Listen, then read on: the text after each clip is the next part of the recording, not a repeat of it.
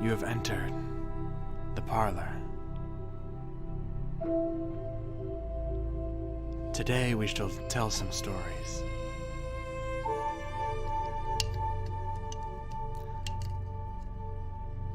Can't get my drink open.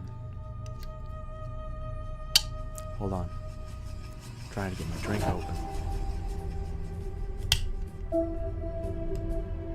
Don't have very long fingernails. Hold on. Okay, I'm releasing some of the pressure.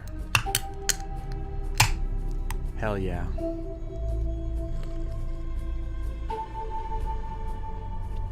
Today we will tell stories of horrors and beasts. But first, I would like to thank It's Cassie B for following, and Bird Allergies for rating me with a party of 9.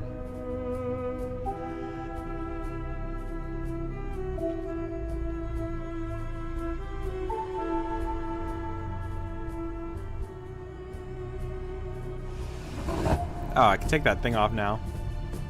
Hey, what's up, everybody? Oh, everybody left. How's it going? Oh, my mic seems a little hot right now. I need to turn it down a little bit. I think that's good.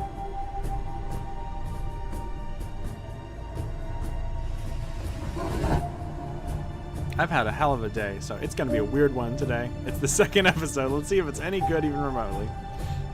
I don't remember how to do this.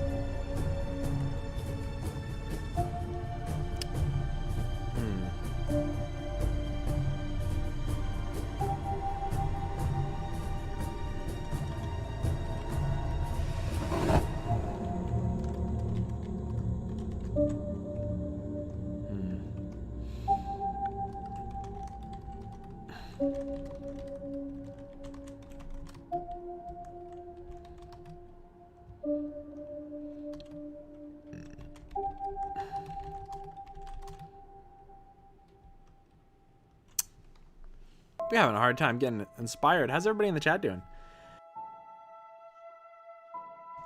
Anybody? Did everyone die? Because that would be very scary. I should have had a crack of thunder when I said that. You are putting together a show for your local theater. Your name is Bradshaw. Recently, your lead actress has gone missing. You are tasked with finding her before the show starts. Her understudy, Carol Benoit, is looking at the situation with glee. You first check the catwalk. There's no sign of anyone else on it. Then you look down at yourself in a mirror. No one else is here either. Oh my god, that's the end of the story.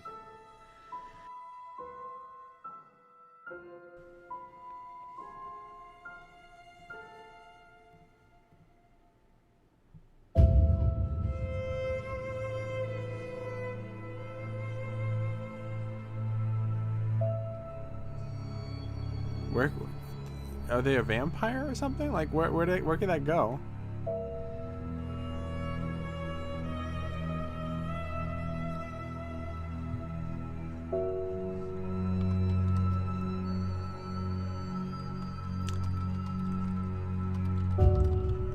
You shrug it off and begin to climb down the ladder. You now go into the backstage dressing area. There, several actors are gathered. Their names are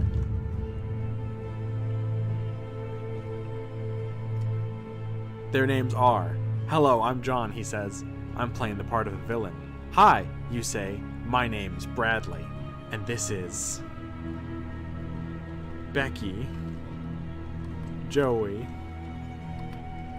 and Jimbo.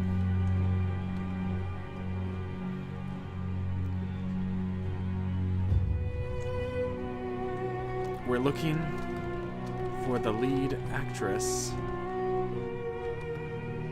What's her name? Geraldine Riviera.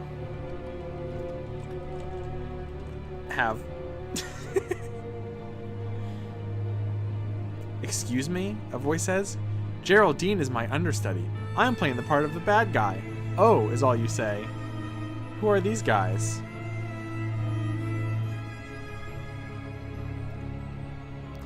I want to see what AI has to say. They are the people who saved the play, the woman says. You look puzzled. You ask, what is saving the play?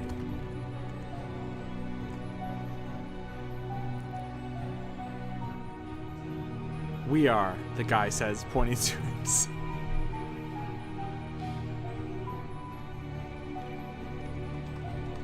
You say nervously. Who said that?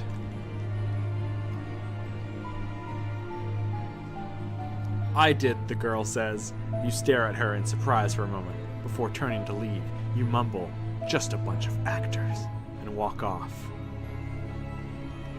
Just then, a scream echoes through the halls. Your heart rate increases. Did I spell heart rate wrong? Oh, I guess it's not a real word. Your heart rate increases, and you grip your chest. A flash appears and goes off in front of you. You jerk back in surprise, and a man runs onto the catwalk. He calls down to you, I'm a stagehand!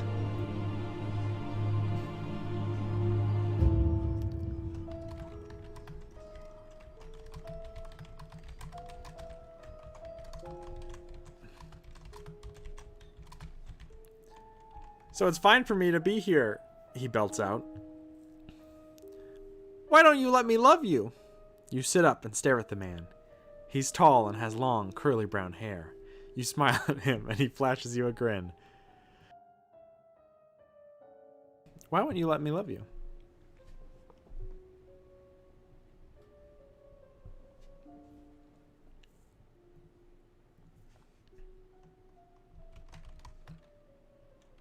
You smile at the man.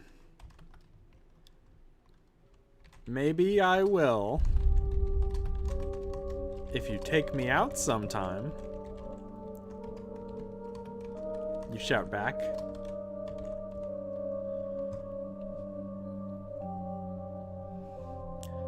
The man grins. How about right now, he calls back.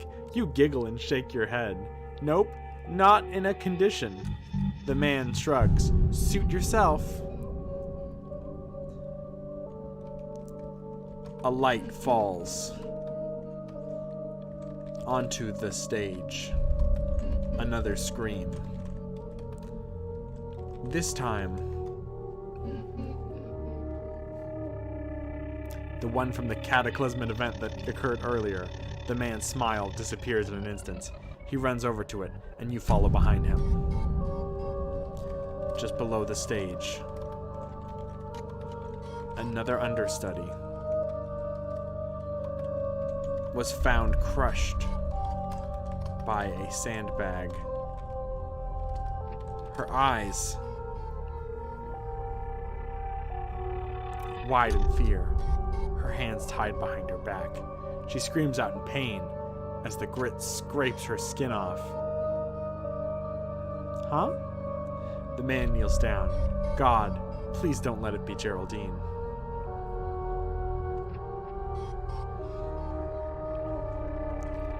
You turn over the woman, and her face is that of Becky. No, wait, not Becky.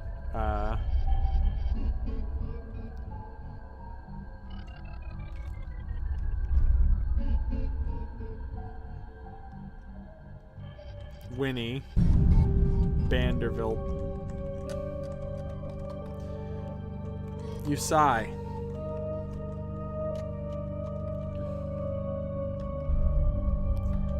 Even though that's kind of a dick move.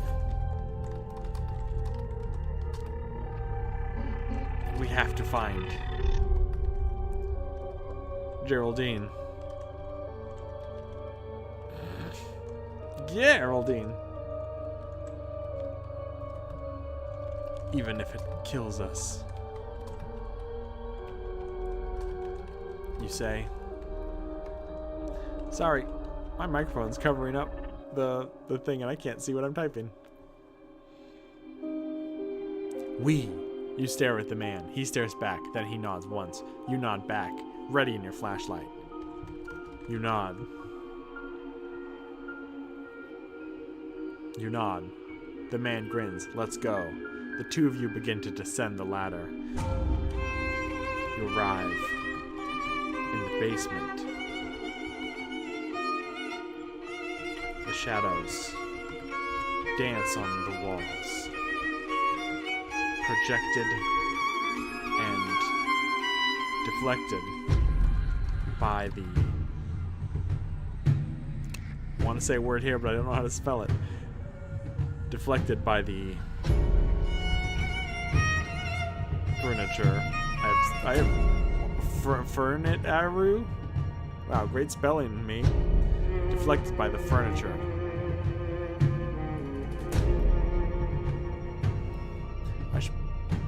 I just realized I didn't advertise the stream at all. Whoops.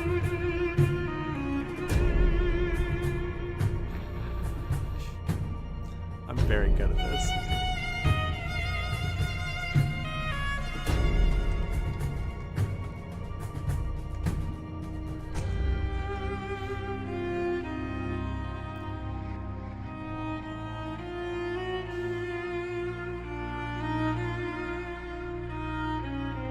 By the furniture. You grip the light and carry on.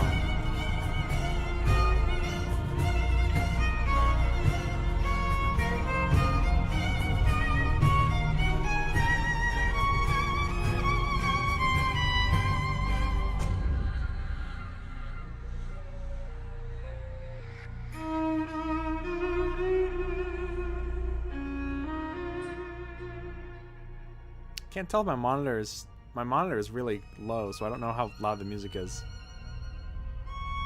It might have been bleeding me out this entire time. Oops. Well, this story might have been a wash.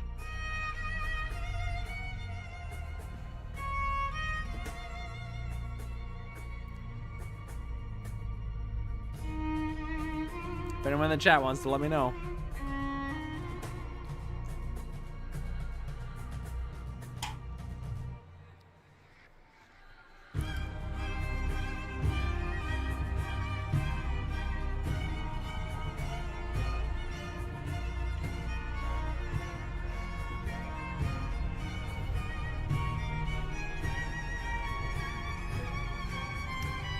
Grip the light and carry on down the stairs. The staircase splits into 3 hallways, leading into 3 elevators. The two of you walk down the hallway with the television on. The TV is playing.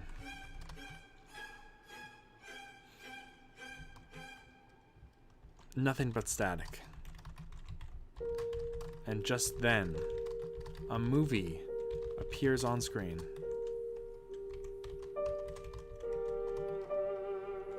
It's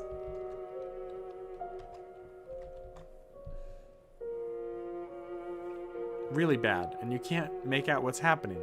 The man turns it down. We need to get going. You nod. Suddenly, a scream interrupts the quiet in the hallway. You hear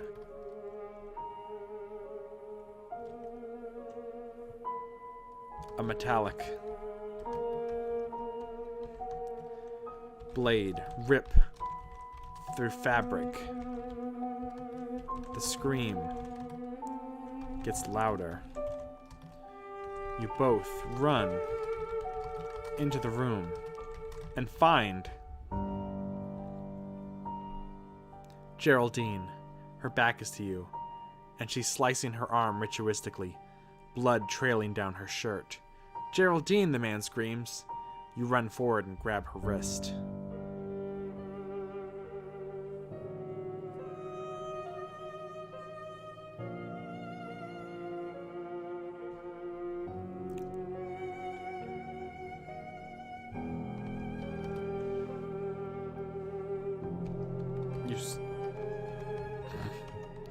You scream. Geraldine. Why? Why do this? Why now?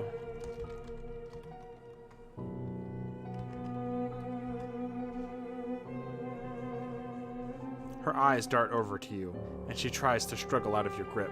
She screams, "Let me go! You've got to let me go!" The knife glints in the light.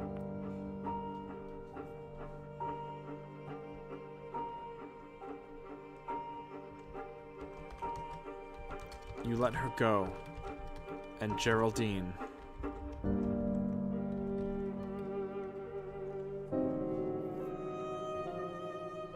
falls to the ground. She sits there rocking back and forth. You hold your arms out. "Geraldine, please." She looks up at the ceiling for a moment, taking a deep breath.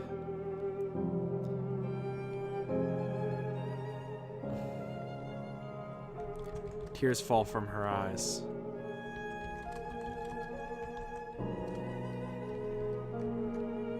You've never seen her like this. Except once. 2 summers ago. When you first met her. Geraldine.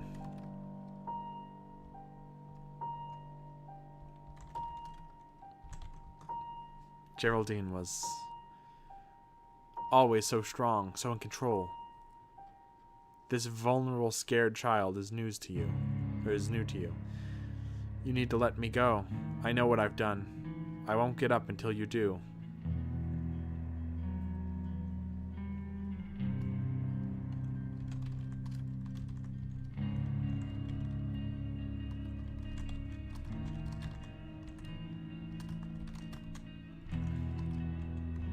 Why, Geraldine? Please tell me, you cry. Why now? Why did you do this? I don't know. It's just what I've always wanted to do. The two of you sit in silence as she begins to sob.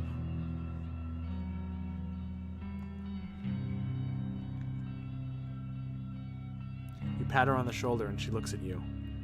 I'm so sorry, she whispers. The man walks over to Geraldine and raises his fist.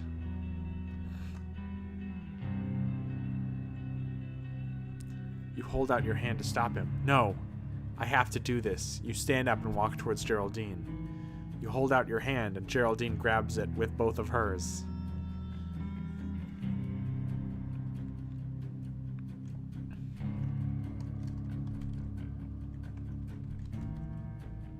Who the fuck was the guy who was with him again? What was his name? Oh, he doesn't say. He just says he's a stagehand.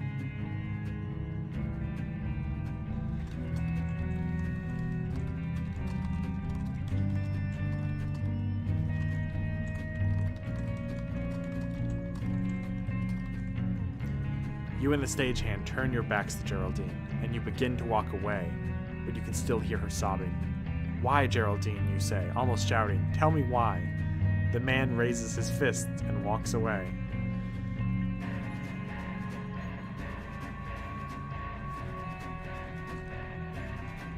Geraldine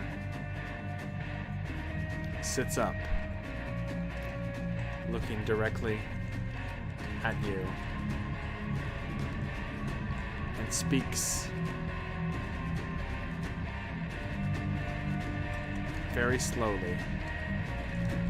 She begins to say,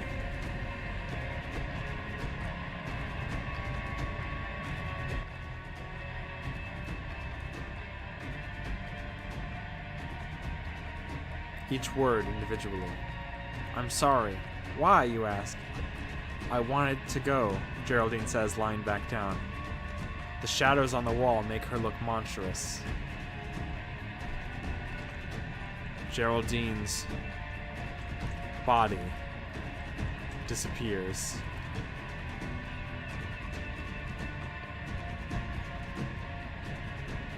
A flame ignites, and then another, and then another. The darkness is deadened by the light. The man with the cowboy hat lays in the grass, holding his knee. He screams, and the woman shouts in anguish. The cowboy looks at the camera and says,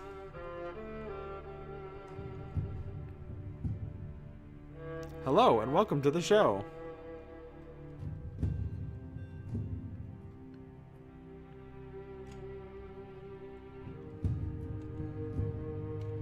"Aw, shucks," says the evil cowboy.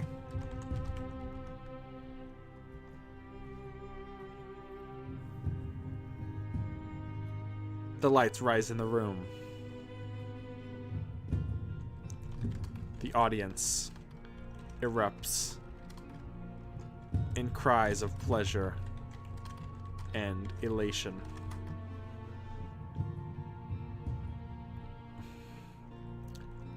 Clapping, whistling, hooting, crying. The cowboys take a bow, but Bradley pats his hand on the ground, and they sit down next to him. You walk down the hallway. There's a bedroom at the end of the hall. You reach the bedroom and open the door. Laying in bed is a girl. She's lying on her side, curled up like a snail. You reach out your hand. Her eyes open slightly, and she grabs your finger. The girl pulls the covers up to her chin.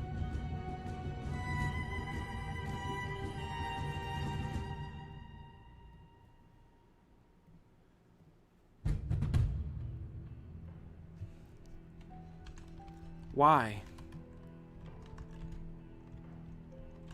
the girl asks. Bradley just looks at her.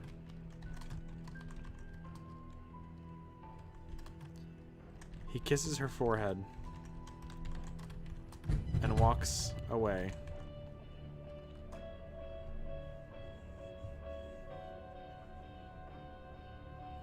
You walk down the street. A crowd of people follows you, shouting your name. Everyone is happy and smiling. They're all staring at you, but you don't care.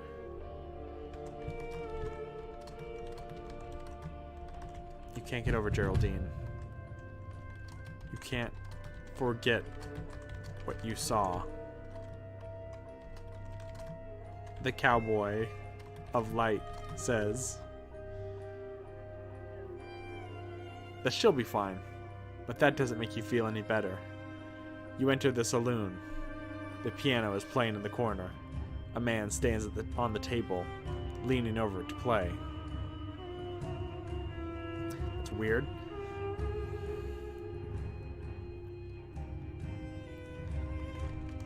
"Play some Billy Joel!" You shout. The man on the piano looks at you.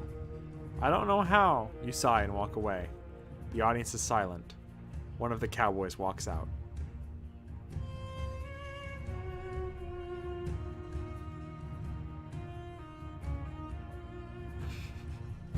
Where could this story possibly go? It's gone nowhere for like 10 minutes, 20 minutes almost.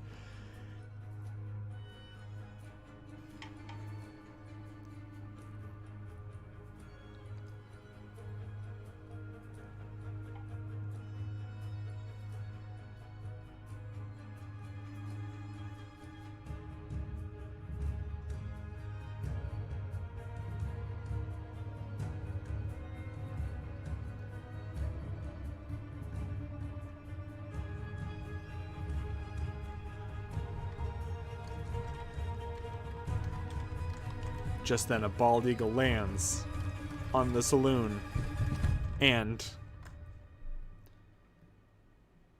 screams at the man. The man walks away slowly, and the eagle screams at him some more. The man raises his hands in surrender. The eagle swoops down and grabs him. The man drops The knife that Geraldine had. Why did he have it? You scream at him. He looks at you, and evilly. Is that even a word? And menacingly begins to say your name. He begins to laugh.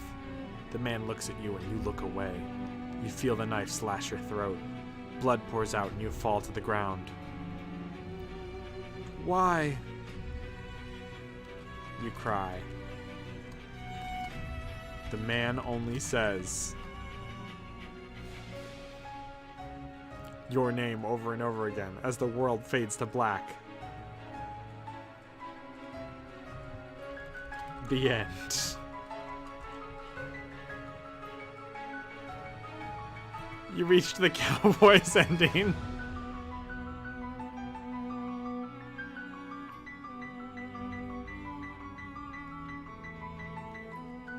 Oops.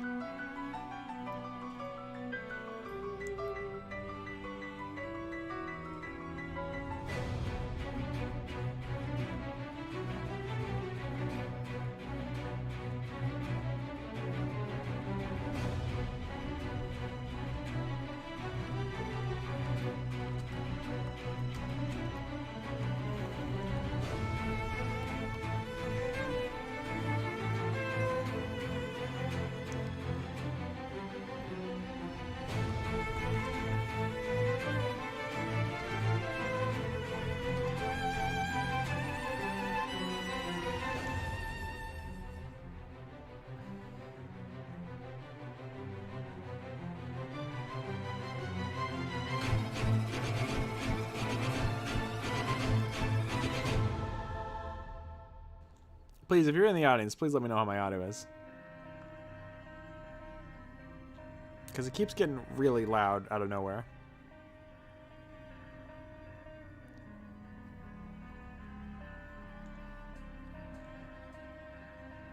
Oops, that's not what I meant to do. Start a new one.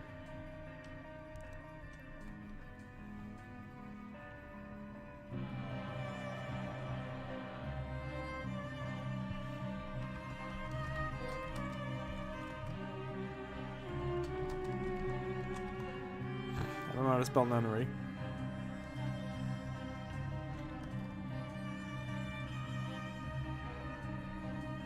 In Scotland, your name is Sister...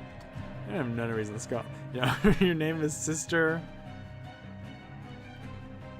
Rosenthorpe. Recently, you've been hearing awful sounds coming down the hall.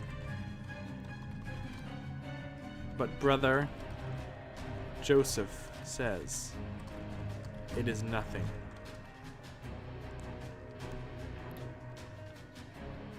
Tonight, the sounds are closer than they've ever been. They are 2 rooms away from your chambers.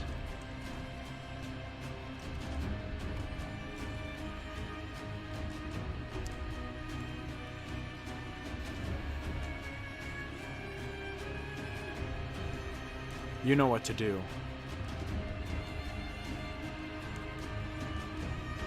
Oh, by the way, let me know how my audio is. Sister Rosenthorpe. Brother Joseph, the noises are getting louder. Joseph, what noises? What?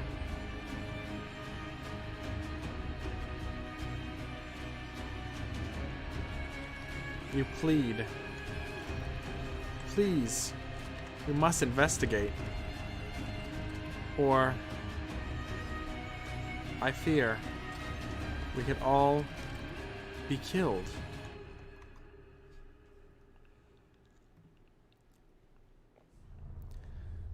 I'm afraid that's not possible.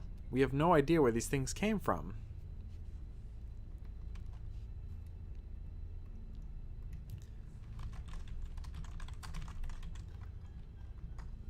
You say things? What things? Things!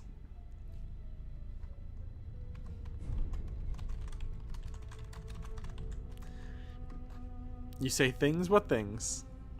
Things! Joseph, they're not things, they're demons. Powerful evil demons that are after our soul. You lurch back in horror. Demons? The same demons in the Bible?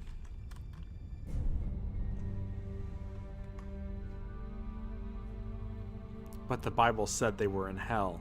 You've been to hell. You're sure of it. Joseph, sister, come on. We need to pray. You bark back. Praying is good.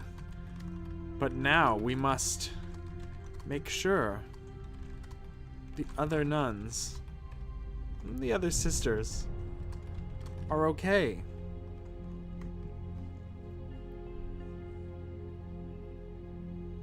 You run down the hall and quickly open up the door next to the next room over. It's empty.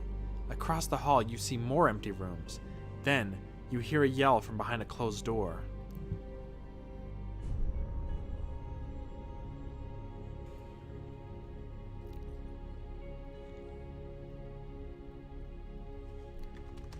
It was coming from Sister Maggie's room. You rush and push open the door.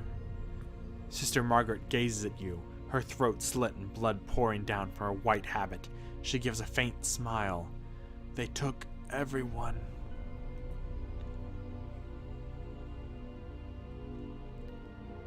The blood rushes through her teeth, and she collapses.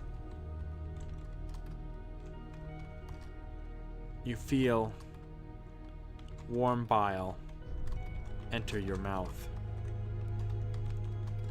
but you stop it from releasing. You turn to Brother Joseph.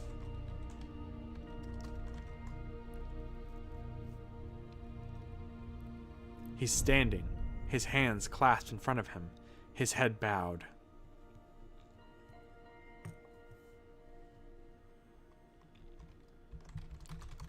Did you know about this? You ask. Joseph pulls his head up and meets your gaze. I'm so sorry, sister. I neglected to mention that demons could affect the physical world as well. I only saw the hell part.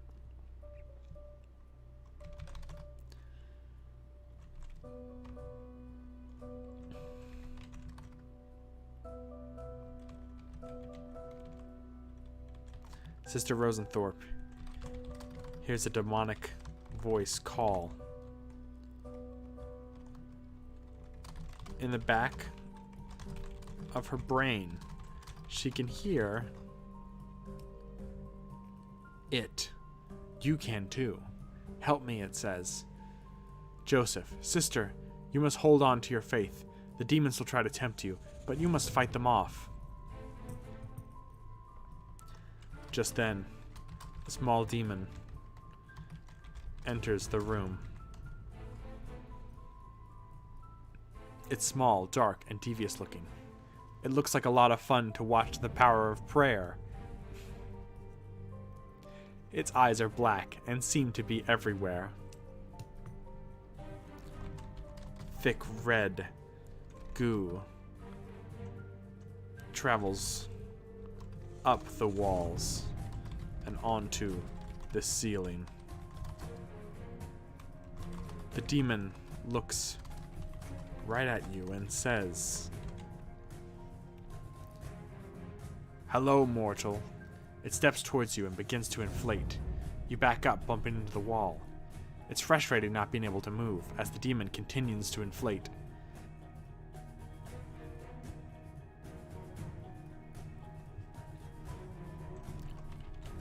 Joseph says, "This is getting weird."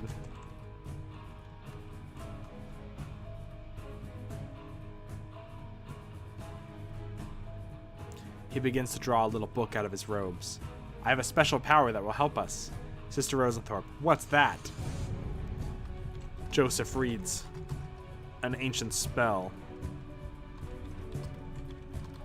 From his book.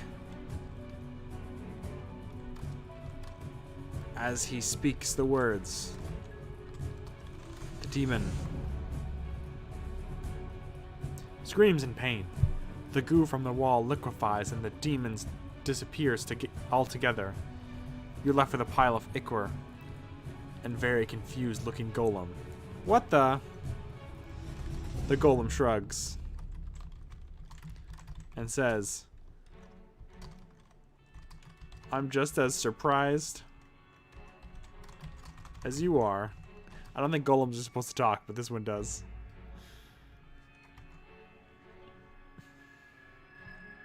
The AI doesn't know what to do.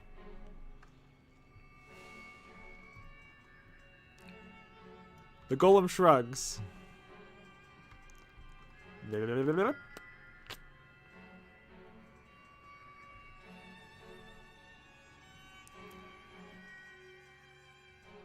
We did it, y'all. We beat Akinator.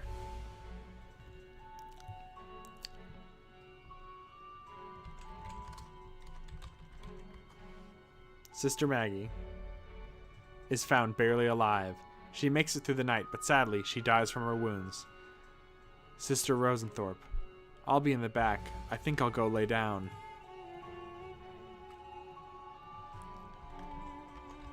Just as she lays on the hospital bench, the demon voice cries out from behind you. "Sister, you've been a very bad girl. Do you want to know how bad?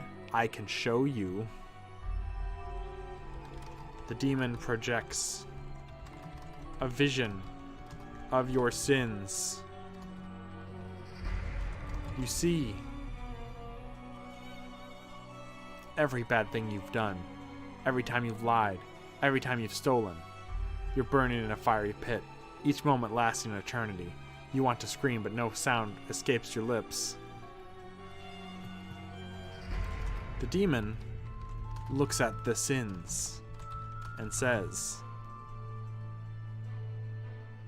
"You know, you really don't want to be in here with me." Sister Rosenthorpe, "Please, I beg you, make it stop." The demon explains, "You know what to do." Sister Rosenthorpe agrees, and so do we. The fuck does that mean?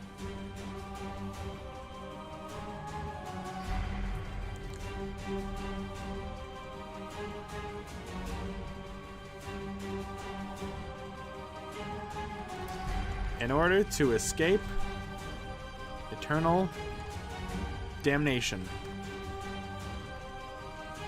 Rosenthorpe tells the demon she agrees to meet its demands. Really? Yes. Okay. I'll let you out right now, but I might be back. Demon exit. The AI is just like, I'm gonna be as boring as possible and vague. I'm just gonna be vague and boring.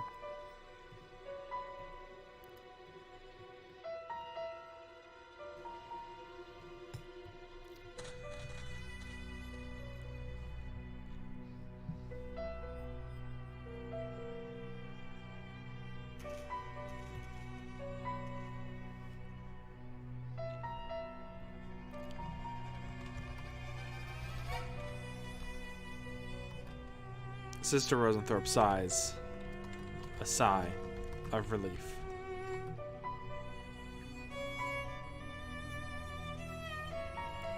She knows. She must give the demon some of her blood to ensure its return. Thank you for helping me, Jesus.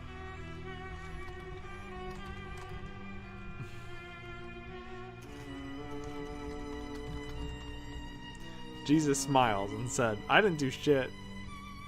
He then drains the blood of a nearby statue of Mary to provide for Sister Rosenthorpe. I'm sorry for desecrating your holy statue, Jesus.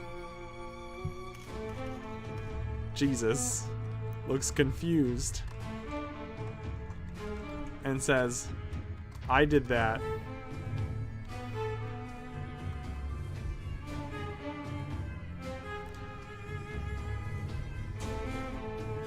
Look, you want blood?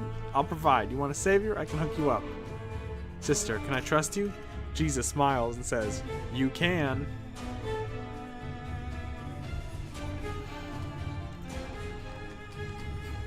Jesus pulls out a tech deck.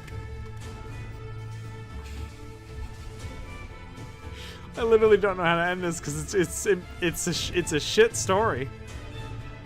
Jesus pulls out a tech deck and say, place you in a risky bet. My eternal reward is measured in amount depending on the value of your bet. My price depends on how bad you want to get saved.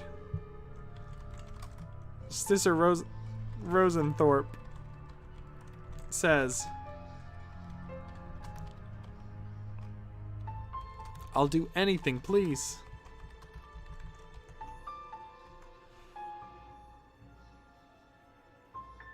Do you want to get saved? Yes. Jesus nods. Then bet. Jesus explains the stake of the bet. Rosenthorpe says, I bet all my Pokemon cards.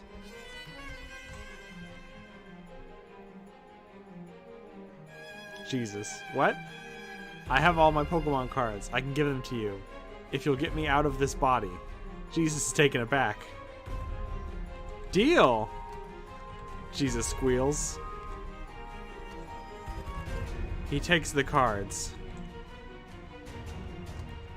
and looks at them.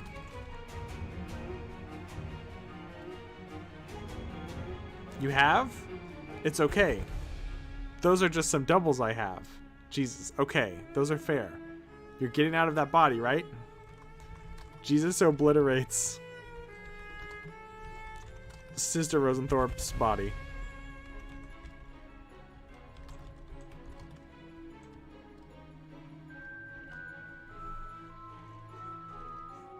He uses her bones, blood, and organs to craft his own perfect body. A body that is not just beautiful, but powerful. He fills it with his energy, and he becomes something else entirely.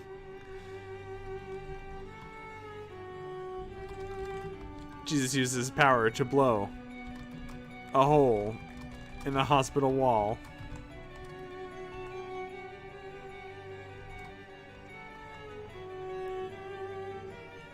His new body, powerful and beautiful beyond compare, breaks free and flies away. The end.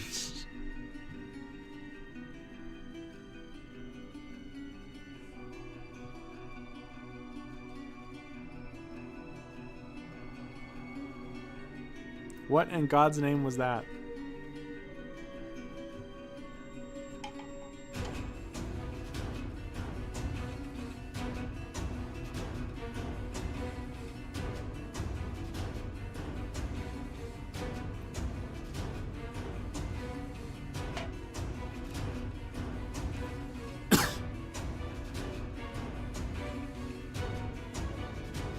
Sorry, folks, I'm a little bit under the weather today.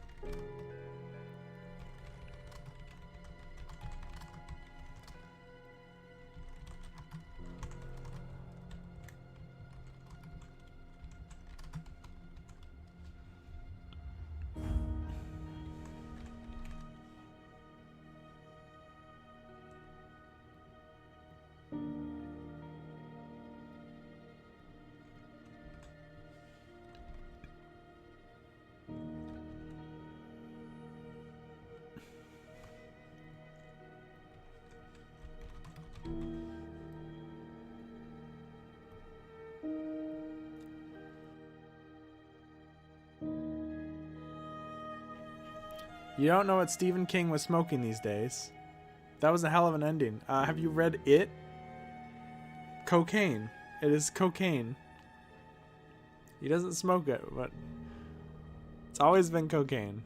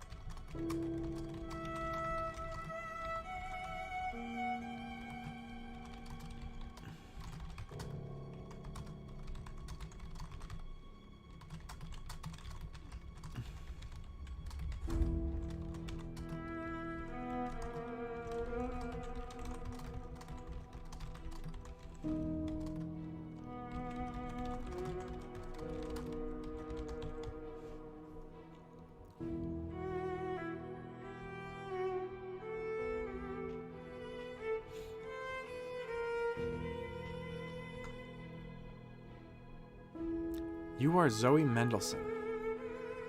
You are a recent college graduate who is looking to go to her first rodeo. You take a boy, Josh, with you to see the funny clowns and such. But there's something off about this rodeo. Something about the clowns. They're not like them at all. What do you think of these clowns? Asked Josh. They look scary. I don't know, says Zoe.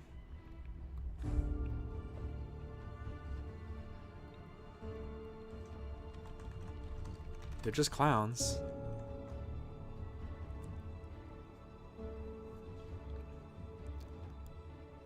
They're just clowns, you say. The people in charge aren't real. Zoe looks at you. She doesn't seem convinced, but I'm Zoe. What?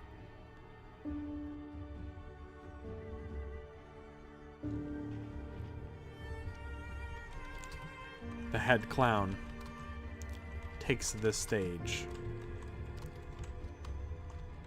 and speaks into a microphone. Salutations, everyone! The show will start soon. Just be sure you have your popcorn. The first bull enters the arena. The AI doesn't know what to do because it sucks. Josh gasps and says,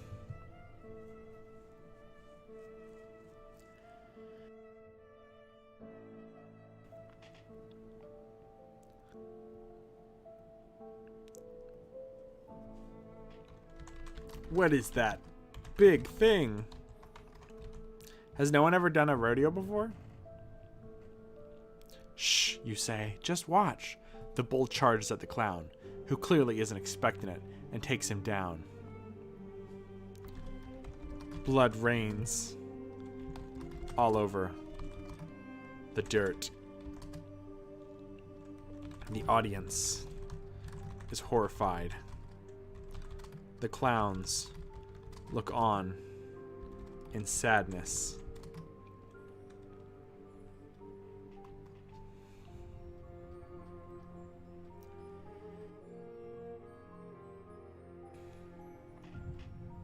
The AI doesn't know what to do with that. The AI doesn't know what clowns are.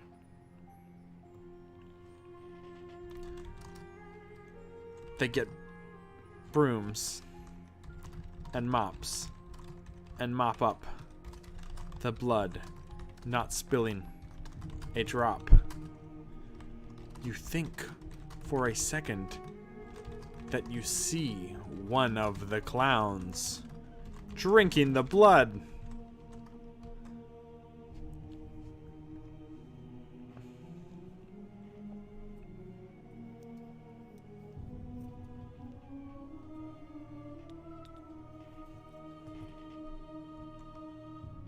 the clown sees you.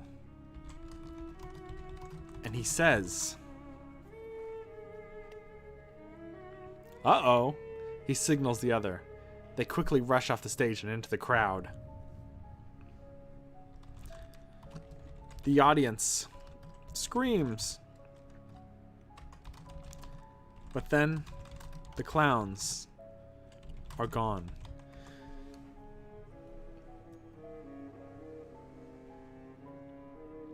Suddenly, the clowns are everywhere. They surround you and your friends who are trapped in the arena as the clown circus act begins.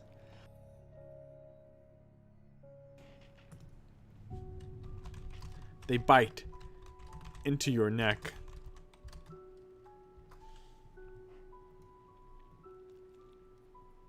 They laugh as the light fades. You are a blood-filled puppet, fighting off the evil clowns. You awake in your bed in a cold sweat. Your neck is covered in bruises. You get a call from Josh. He says, "Hey, want to go to the rodeo today? The clowns there are really cool and normal. Nobody ever dies." You stare at the phone. Then you sigh and say, "Okay." The fangs hit your neck.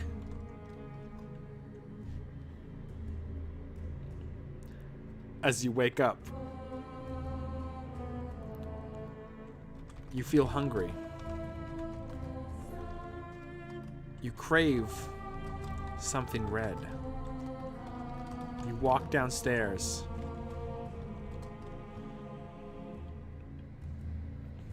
Into the kitchen and grab a box of red apples, the kind your mom always keeps in the counter. You quickly scarf them down while looking for your parents. You find them in the living room watching TV. They're watching Animal Planet. The lions ripping zebra apart. You salivate. Your belly aches. You walk up to them and start yelling, "Mom, Dad! A clown just taped me on the shoulder." They look at you confused. Your shoulders have no tape on them.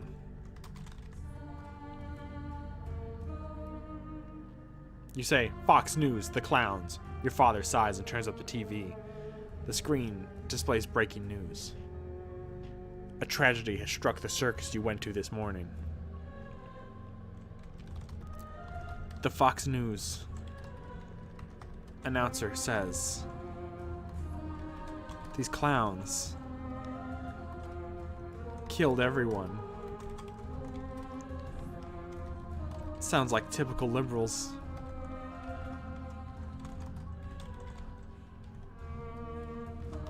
Your parents gasp in horror.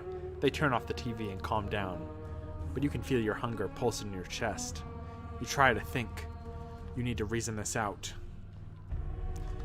You run out of the house and into the night.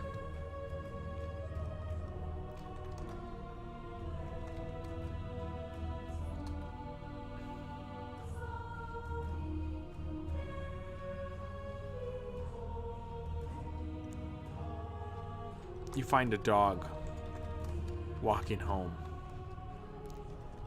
Your bloodlust is at an all-time high. You see a clown in the distance. You follow him and walk directly into a police roadblock. They point rifles at you and say, "Hands up, clown!" "No, no, no. I'm just a child," you exclaim. "No, you're post-college age," says the policeman. pointing his gun at your grease-painted face. Answer me, or you'll get a bullet in the face. I'm 18, I swear to God. I was at the circus and... What were you doing at the circus? It was a rodeo. You scream. He nods and lowers his gun. I believe you. You thank him and quickly run through the roadblock into town. You continue for a few blocks. The bloodlust is at ahead. You have no idea where your life is going, but you see the streets are full of people having fun. You see what it looks like to be a child You see what looks to be like a child cut in half by a large piece of glass.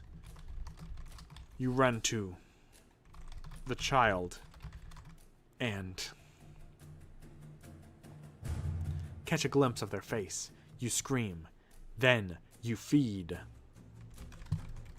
The crowd looks on at you as you consume the child's flesh. Their eyes are dead. Like all travesties of bloodlines, you watch the crowd, their eyes dead, as you take another bite. Your hunger is overwhelming.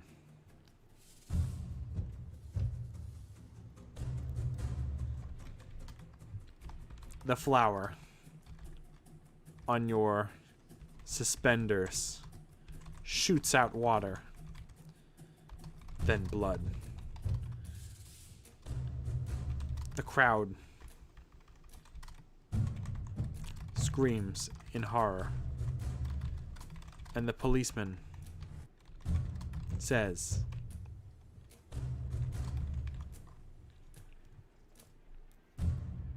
"Please calm down. He's just a kid." You look at your reflection in the glass and scream. You're a kid, and this kid looks like you. You look horrible.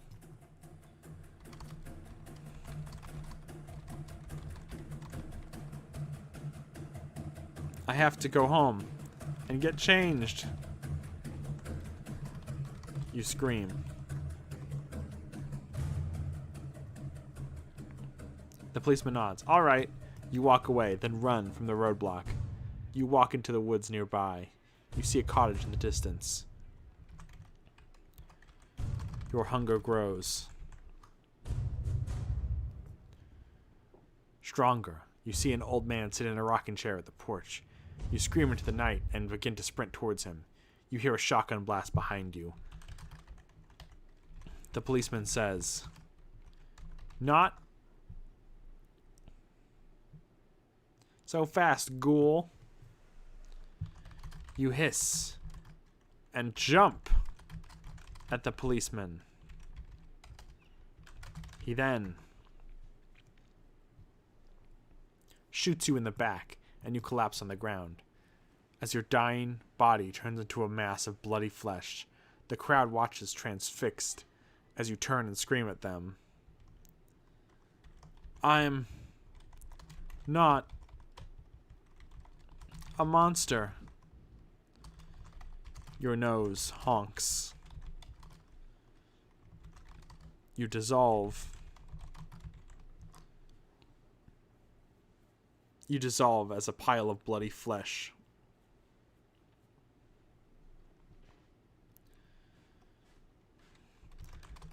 The policeman smiles and says,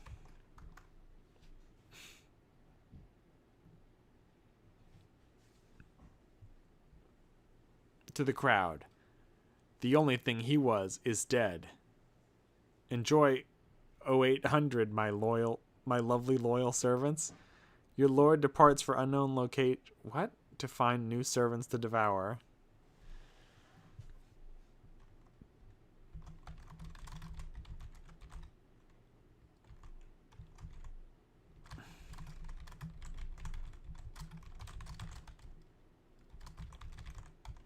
But the clown horde is not defeated. They will return. The end.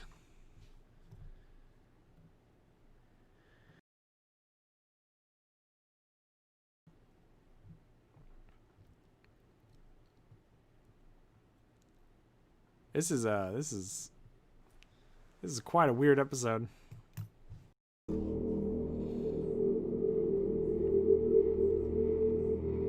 You are Lauren Mitchum, recently divorced mother of 2. Living alone for the first time.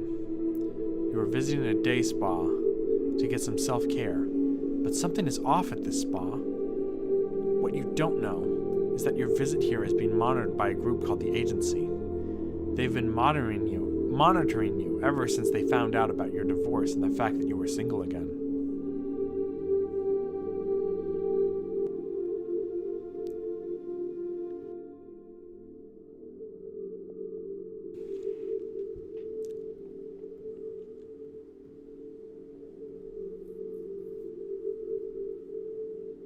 I'm gonna see what else the AI can do.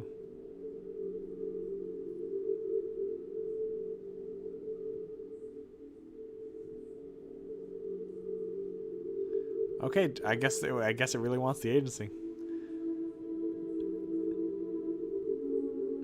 Okay, what if I correct the spelling error? Will that change anything?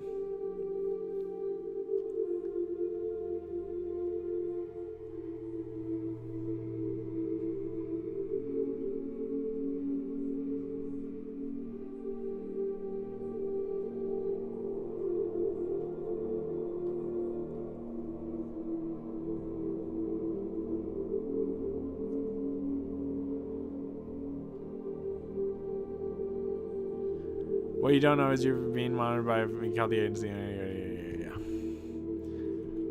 No, you know what? Fuck it. No, that's not. There's no agency. You walk into the spa, and the spa director says, "Welcome. Please disrobe so you may take a dip in the mud bath."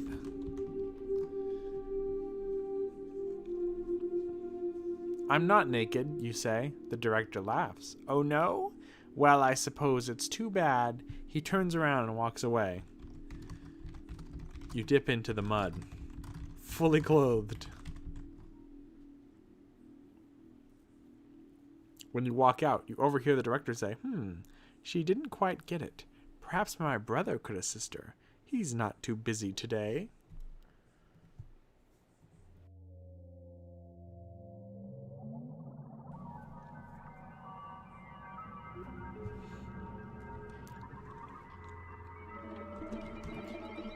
You walk into the purifying bath to wash off the mud.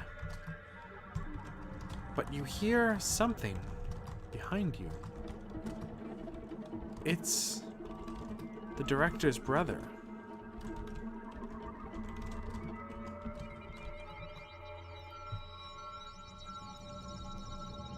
He's behind the glass wall of the steam room, undressing.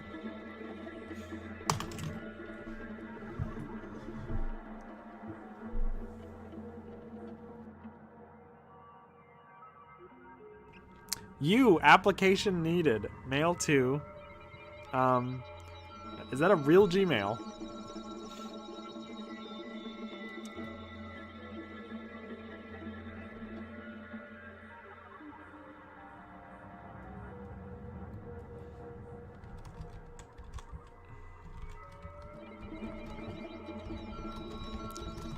You peek through a hole in the wall.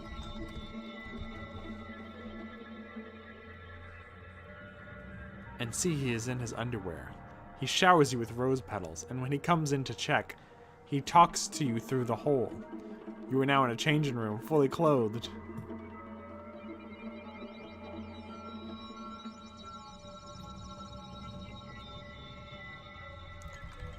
"What's going on?"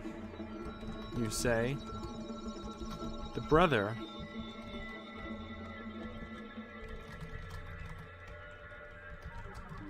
who is name's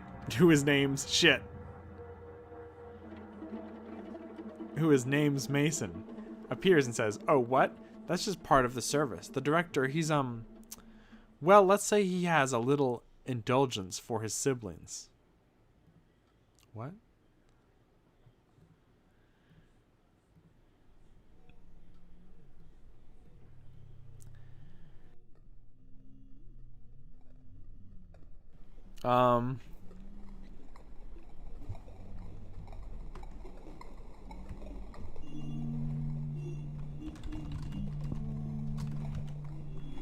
You say that's fucked up.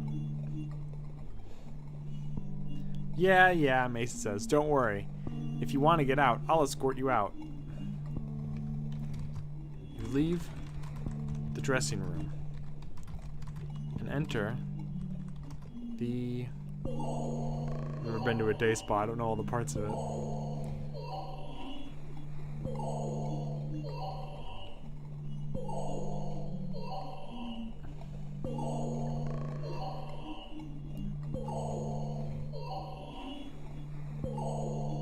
Beauty parlor. The director stands there looking at you. Sorry about that, he says. Please, take a seat in the chair.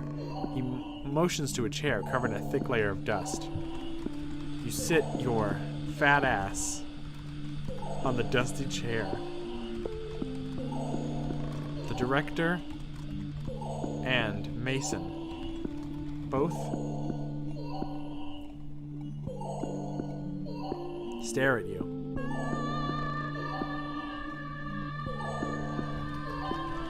What do you want?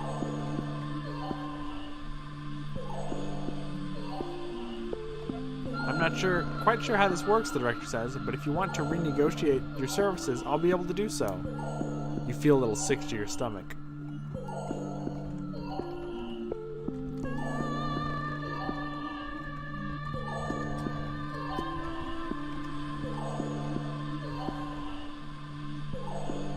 Don't you know how to run a spa, you say? Oh, I try, he laughs. I certainly try my best. But you're new, right? I need to make sure you know what services you're getting. Now, let's see.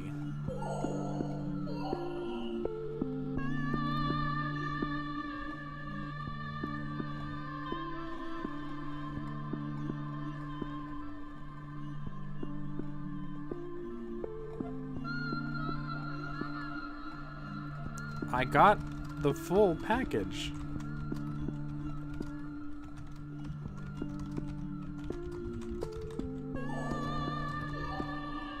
Surely you know what that is, right? Well, of course, he smiles. That would be the company of two sisters. One who gives massages and the other who does other stuff. Do you need something else? No, that's fine, you say. Good, he smiles, because that's all you're getting for now. I'll be in touch soon. You get a massage. And your... I don't know how to spell masseuse. Masseuse leans into your ear and says...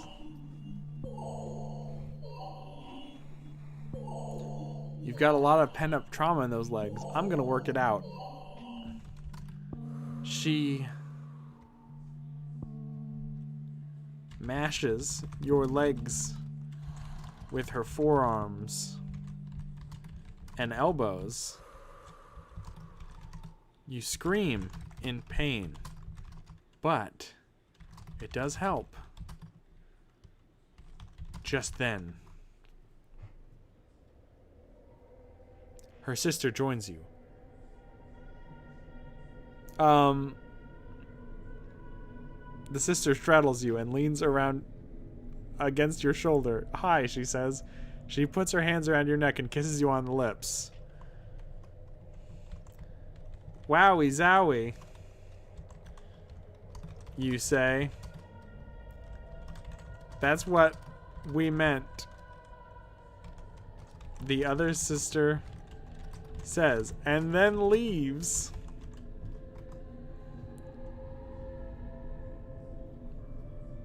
Later, you are released. You hobble out of the chair-shaped spa. You walk outside and get in your car. You notice there's a message on your door. Hi, a message says.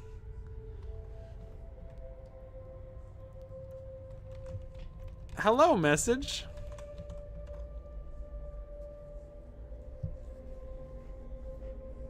The message responds in a woman's voice. Sorry? What? What does it say?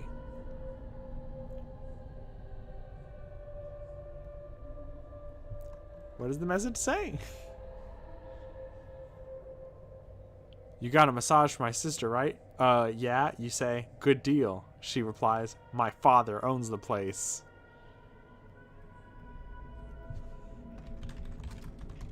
That's fucked up, you say. Oh, she says, well, see you soon. The message disappears. This isn't a horror story. This is just gross.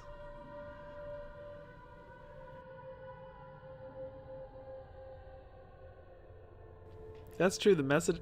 I thought the message was from... Wait, are you saying that the message is a third sister?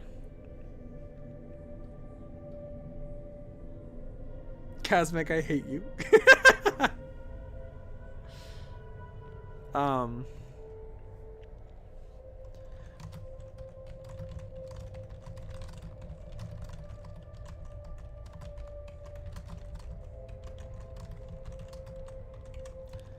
You say, I would really like this place if it weren't for the weird incest vibe.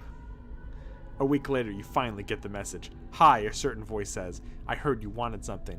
You look around. There are a few men in suits standing there. Yeah. You get a Pib extra and a Snickers from the vending machine. The men in suits follow you.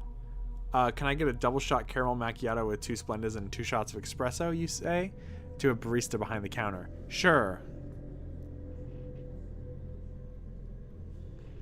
The barista was the other sister.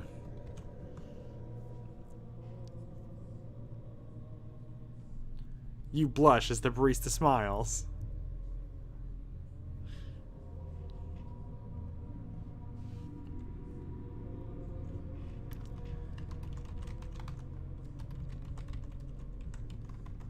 You say, I'm recently divorced. Really? The barista asks. It's not that bad. You should go back to your ex-wife. You'll feel better. It was husband, okay. But okay. He should go back to his ex-wife too, the barista says, and he should feel better. I don't have any, you say. Yeah, you do, she replies. What? You're divorced. You're not sure if you should laugh or cry. So are you ready to order? You look at the menu, but you're not really hungry.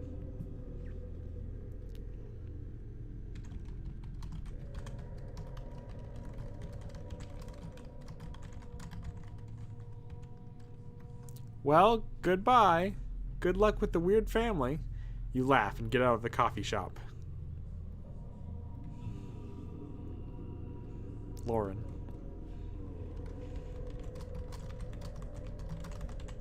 Lauren is hit by a bus while taking your kids to school the next day. The kids don't understand why you're upset, but you're pretty sure they know something is wrong. They just assume you're being a dumb parent.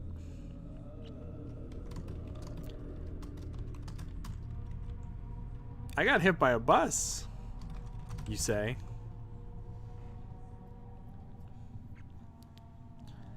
In a sing-song voice, I can't stop grinning.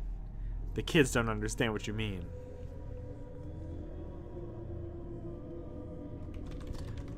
The men in suits appear. They grab Lauren and throw her into a van. No fair, you say. I have a license to drive a double-decker bus. Not fair. The van is revealed to be a double-decker bus.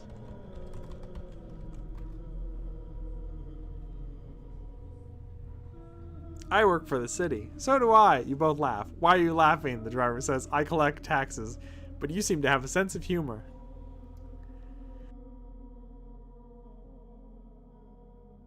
What the fuck is going on? What the fuck is happening? What is going on?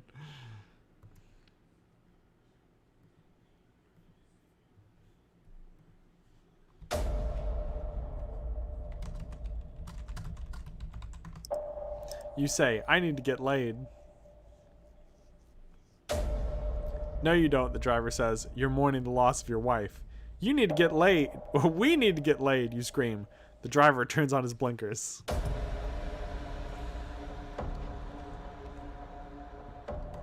Your wife, the other sister, was recently killed.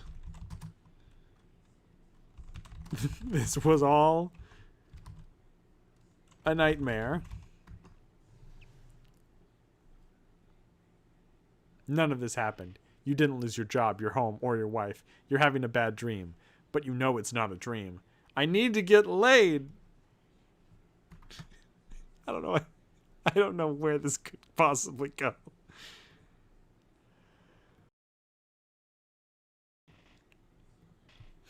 I need to get laid. The bus driver... Or, that's my line, the bus driver laughs. I need to get laid. The bus starts to accelerate down the road. You enter your house. The kids are gone.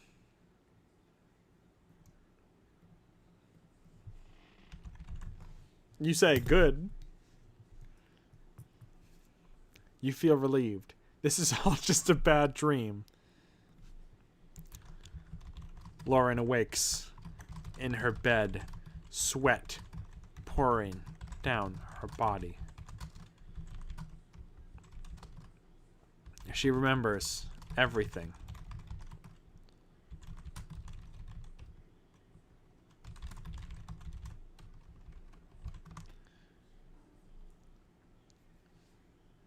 She remembers finding out that her husband had an affair, and she used you to get back at him. You forgive her. You hug your children tightly, and then go to sleep. The end.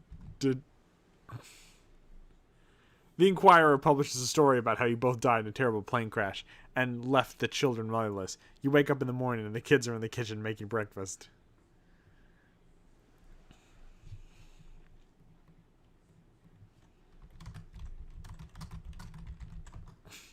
You say, I need to get laid.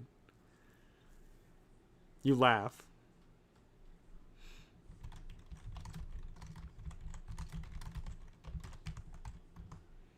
You say, let's get ready for school.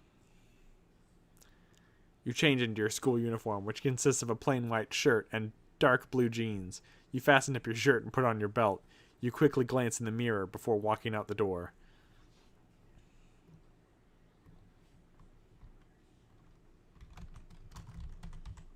The end. What? I'm so confused.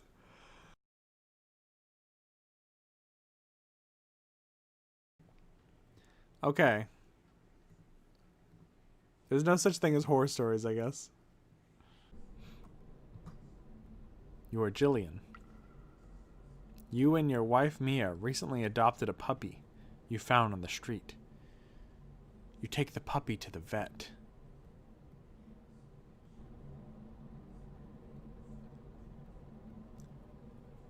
Because it's been making weird noises. The vet looks over the dog, but it finds it's not a dog at all. It's a mutant. He tells you that you can't do anything since his mutation is too recent, but if you want to keep the dog, you'll have to pay him $500.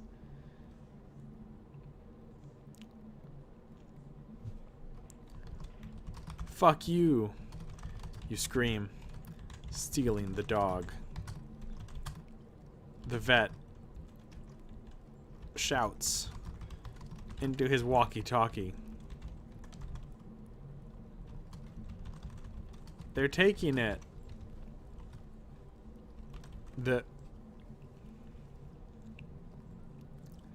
Two of them rush off, leaving you alone with the mutt.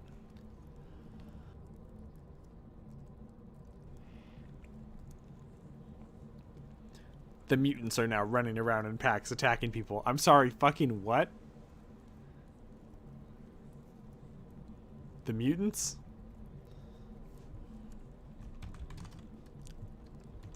They scream and bark at Jillian and Mia, but they keep running. Dog mutant in hand.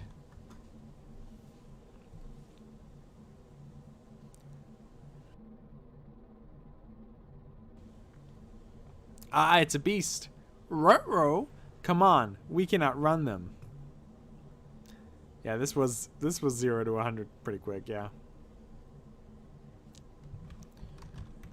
You pull out your mace that you keep in your purse and spray the mutants in the face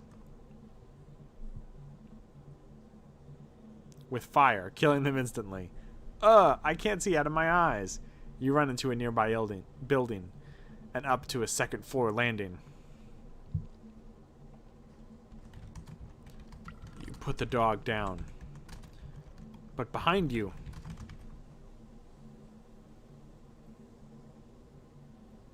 you and your wife have come to a halt in front of a steel door. We can't go through it. It's locked. Those things are behind it. I hear them growling.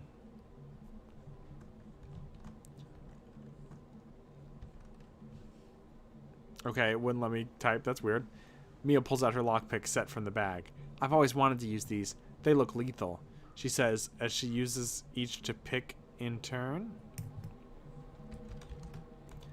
The lock falls off the fence, and Mia and Jillian walk in just as the door breaks. The mutants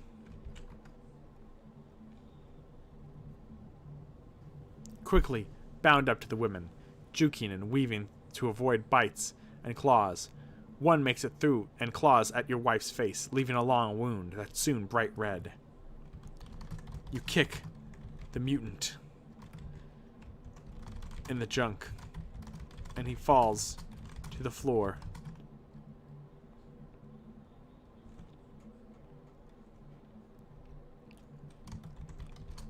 I don't know if they'll let us leave with our dog, Poncho. You scream.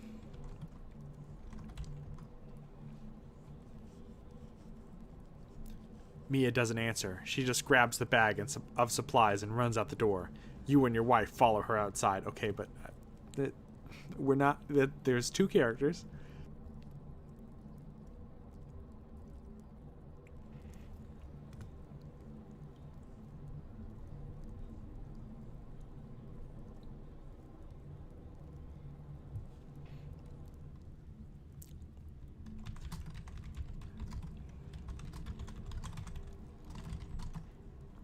The mutants run after you, and you begin to lose hope.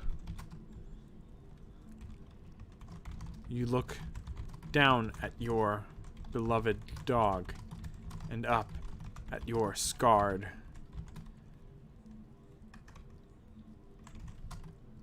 wife.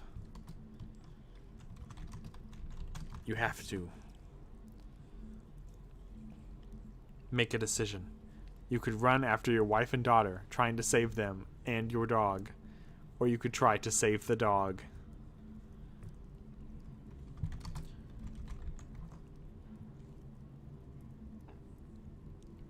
You throw up your hands and run after your wife. The dog is thrown.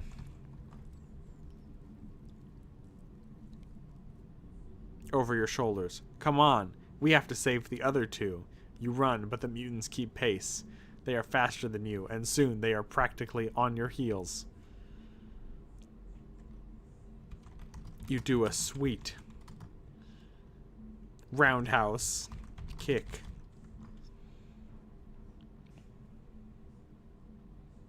That lands on the back of a mutant's head, but it doesn't stop it from biting you on the ankle. You feel a wave of darkness hit you, and then you are standing in front of an old church. I'm sorry?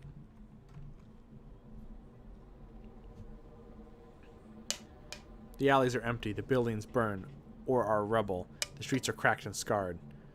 This is the start of a new day in the city. The church reads, Church of New Mutants.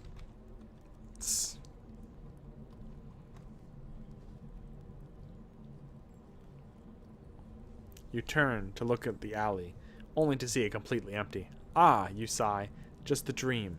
You turn around and continue walking, including seeing your wife and daughter.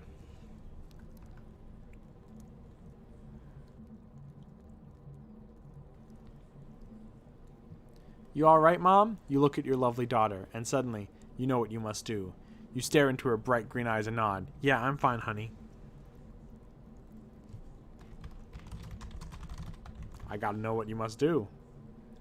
You know you must. Be strong for her, but your heart is broken. You'll always love your dog, even if it was a mutt. You continue walking past buildings with your daughter holding your hand. Dad!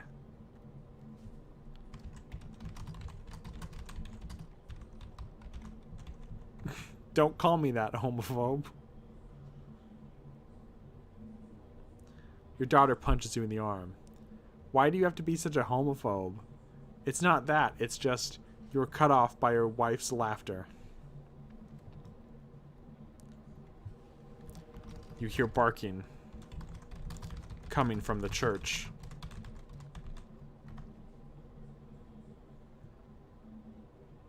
You put your hands on your daughter's shoulders and look her in the eyes.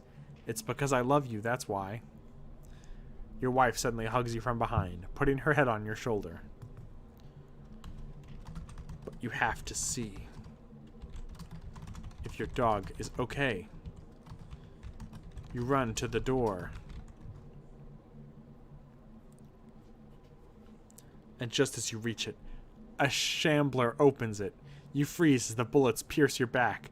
You fall to the ground in a heap and feel hands lifting you up. The dog you lost looks you dead in the eye and says, I'm sorry. You look into its lifeless eyes and feel a numbness creep in. You realize that you can never leave this place. You also realized you could never go home. The end.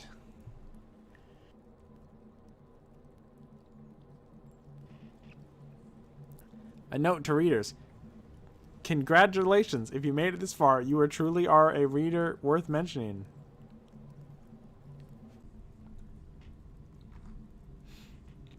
You are MILF Hunter. Your quest to hunt MILFs has led to nothing so far, but you must find a MILF or your journey is meaningless. You find a creepy building, an abandoned restaurant, and you enter it, hoping to find MILFs. The sign outside of the building says Diner on one side and MILF Hunt on the other. You walk up to the door, which is locked. You attempt to break the lock.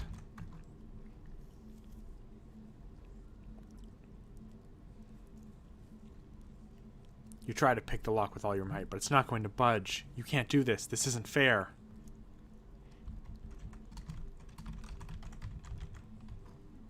You look in the window.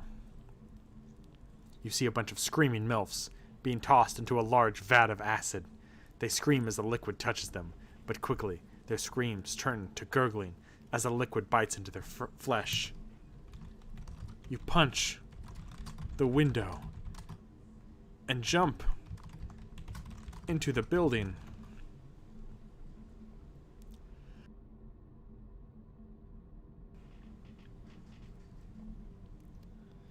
You decided it's too late to go home, so you decide that your best bet to just break into the building. You crouch down and punch the window with full force.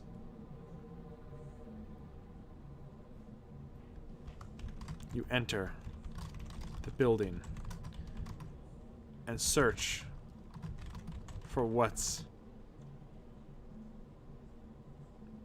tossing the MILFs. The building is dark and full of MILF screams. You slowly walk down toward a bunch of tables, all empty. The tables are covered in blood and entrails.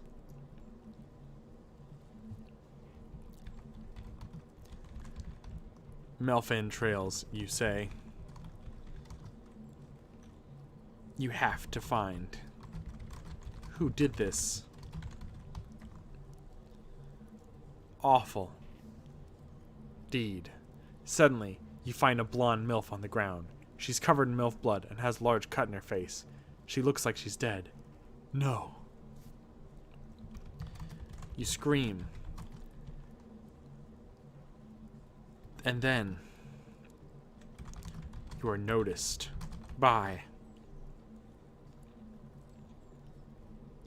a large man. He holds up a large club. Who are you? He says. You stutter, not knowing what to say. I'm MILF Hunter. You tackle the man and attempt to escape, but he slams the club into your head, knocking you out. You awaken in chains, watching girls being gored and baked. One of the captors notices you awake and advances towards you with a knife.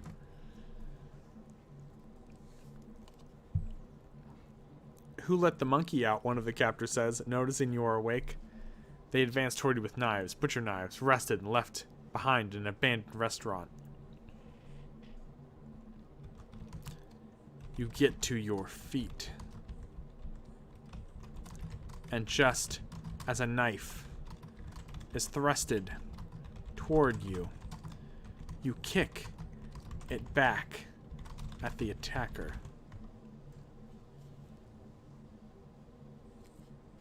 It sails into the eye, and he screams in pain, dropping the knife.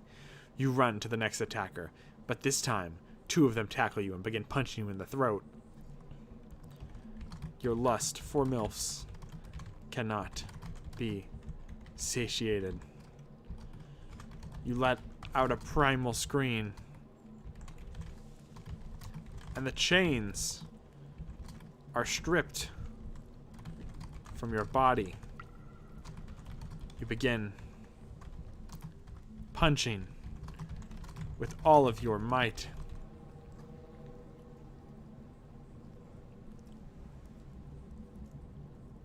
And the two MILFs roll off of you and begin punching each other instead. Soon, your punches turn into slashes and stabs, and then finally to blood-spouting necks. You reach the man who started it all. You walk on the catwalk over the acid vats and prepare for the final showdown.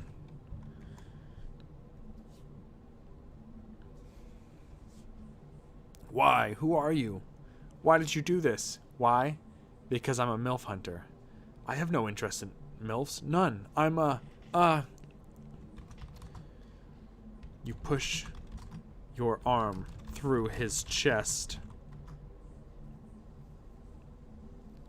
and impale him through the head, quickly pulling it out. The man slumps over, and you look at the carnage. Dozens of dead MILFs lie on the floor around you.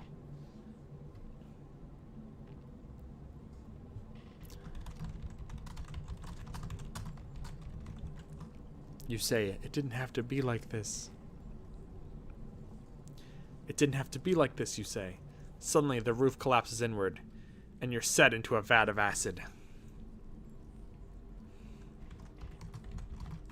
You wake up. Tied to the table, covered in bandages. A large man standing over you. He's easily as tall as you are, and his skin has a green tint, as if he was covered in moss.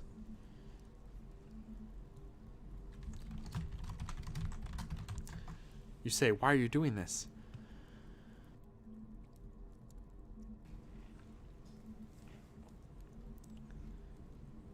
Why am I doing what? Tying me up. You know who I am. You know why I'm here. I don't know anything about you. Yes, you do, you say. I do?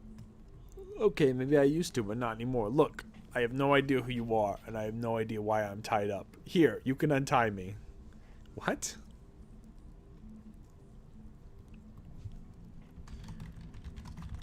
You untie him. You grab the key off the table and begin untying him. Thanks. You're going to have to forgive me, but I haven't been myself since I woke up in this place.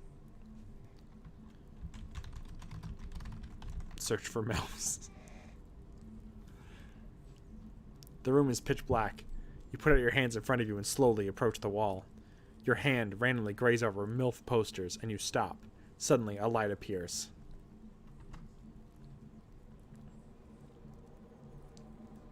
A single candle held by a naked woman. She has long brown hair and friendly eyes. She smiles at you and begins to protest as you pick her up around the waist and throw her on the... No.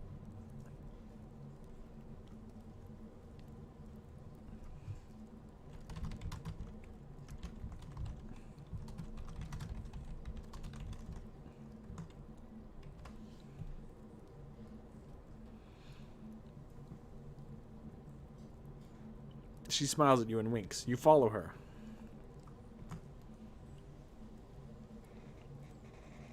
She stops at the door and begins pushing clothes and shoes into a bag. You attempt to follow, but she holds up a hand. I can't go in there, she whispers.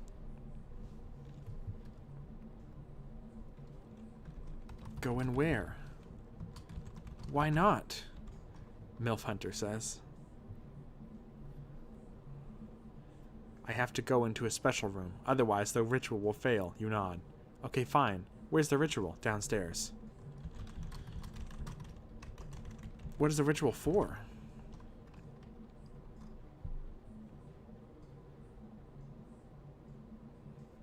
We have to sacrifice a virgin boy, then douse him in bodily fluids. You frown. Isn't that illegal?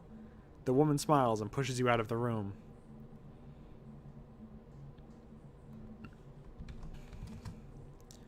You run back into the room and try and find the boy.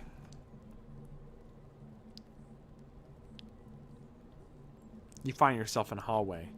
To your left lies a room. You can hear screams coming from within. You can also smell blood. To your right is a staircase. You can hear people arguing.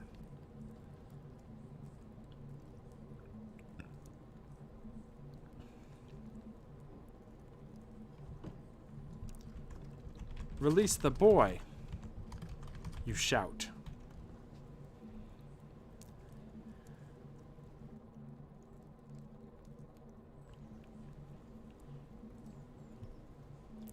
We need the boy. We don't have time for this.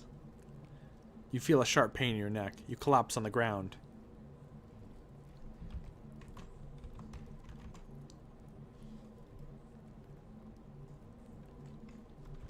You get a gust of energy and jump up, clobbering your captors.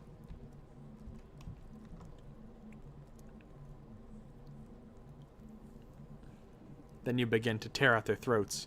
You jump into the air and knock down the door with a mere push. You leap over the threshold, clambering over the writhing bodies on the floor. You grab the boy's hand and leave the building. But just as you leave,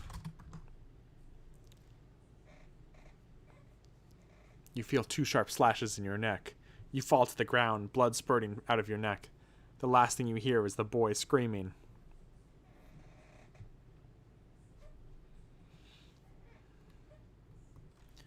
Why? We could have had a beautiful life.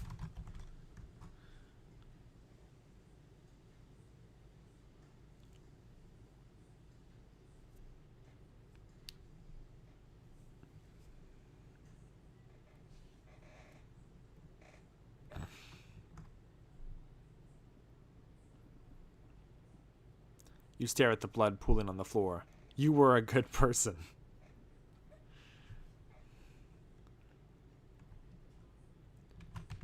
You awaken at the hospital.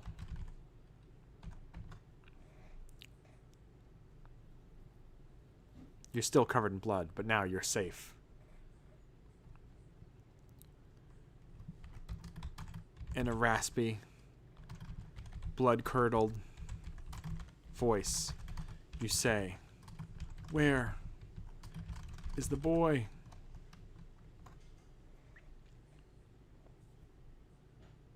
You look around, but you're in the dark. You can barely make anything out of the darkness. You wait for an eternity, but you get nothing. Finally, one of your hands brushes against something.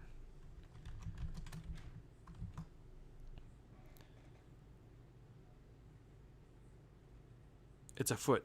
You reach out and find another foot and another, and soon you figure it out. You're in a closet. You're at the hospital. Oh no, not the foot closet, you say.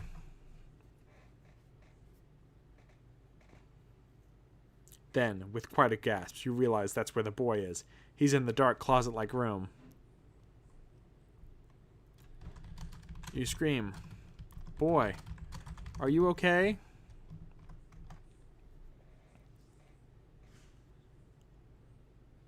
There is no answer, and the sound of someone desperately swiping for the light to turn fills the darkness. In the dim light, your eyes quickly adjust. You see it. A MILF. Posed in an array of lingerie. You feel disgusted and slightly nauseous. You look away. Are these MILF feet? You ask, disgusted.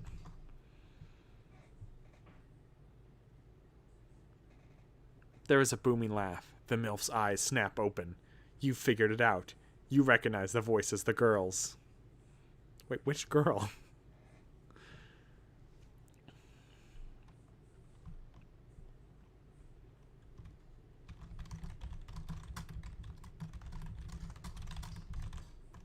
You open the door to let in the light.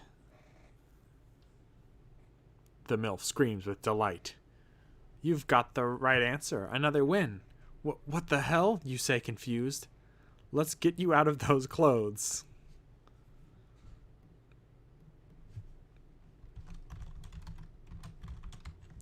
You say, hubba hubba.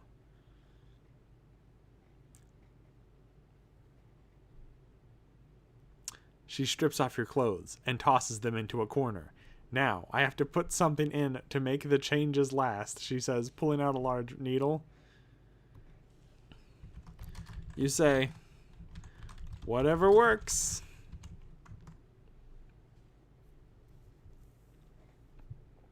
She pushes the needle into your skin, and the world fades away. It's a wondrous feeling. You're taller.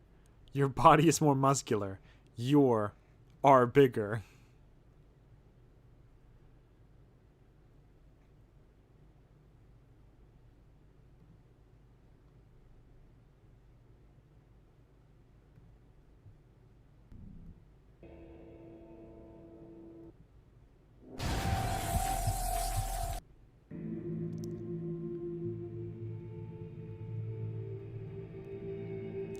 Are bigger.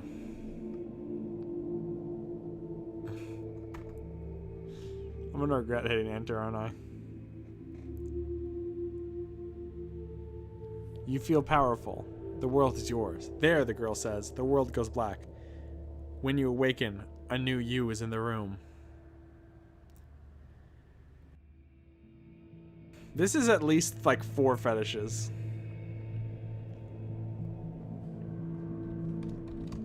I'm stronger now, you say.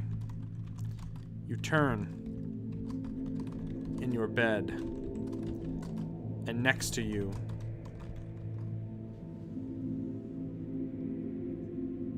is a small bed. In a small bed is your crush, Jennifer. Hey, are you okay? She asks. Did the thing work? You grab her hand and kiss her on the cheek. Hell yeah, baby. By the way, do you have kids and are older than 35?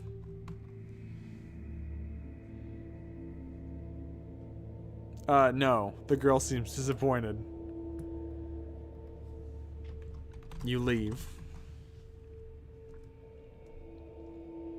You have to kill something. The end. You reached the beautiful boy ending. I don't know if any of that was canon. I don't think it was. That's one of the non-canon endings. So remember,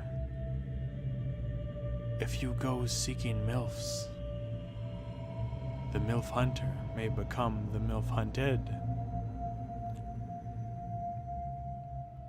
That's all I had to say. I just said that for the YouTube upload. I didn't really have anything to say at the end. I'm sorry. Okay.